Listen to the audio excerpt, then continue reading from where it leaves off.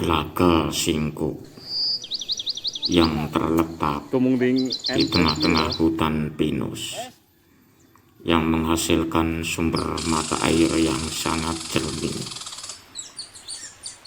Airnya digunakan oleh warga setempat untuk kebutuhan hidup sehari-hari. Jarak lokasi Telaga Singkuk dari perkampungan diperkirakan kurang lebih 2 km. Telaga Singkuk ini peninggalan nenek moyang warga setempat di tahun 30-an pada masa penjajahan zaman Belanda. Seminggu sekali setiap hari Jumat, warga setempat saling gotong royong membersihkan rumput-rumput yang digunakan sebagai jalan saluran air. Konon dahulu kala tempat ini terkenal dengan kemistisannya, penuh dengan misteri.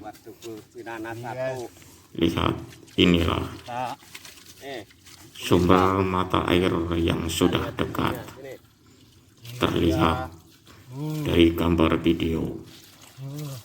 Airnya sangat jernih. Kalau musim kering, Cerita dari sesepuh rumpun semak-semak belukar di sekitar telaga tidak boleh diganggu atau diusik. Inilah terlihat dari gambar sebuah telaga yang airnya tidak akan habis di musim apapun, musim kemarau apalagi musim penghujan. oh iya dia hutan pinus itu guys. Kayak mana? Jauh.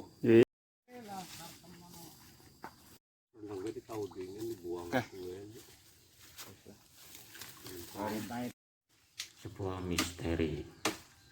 Hanya orang-orang tertentu yang diperbolehkan memangkas dedaunan atau ranting-ranting pohon di sekitar telaga. Tidak sembarang orang yang boleh memotong atau memangkas dedaunan di samping-samping telaga. Inilah penuh dengan misteri, teka-teki misteri yang belum terpecahkan dari Telaga Singkuk.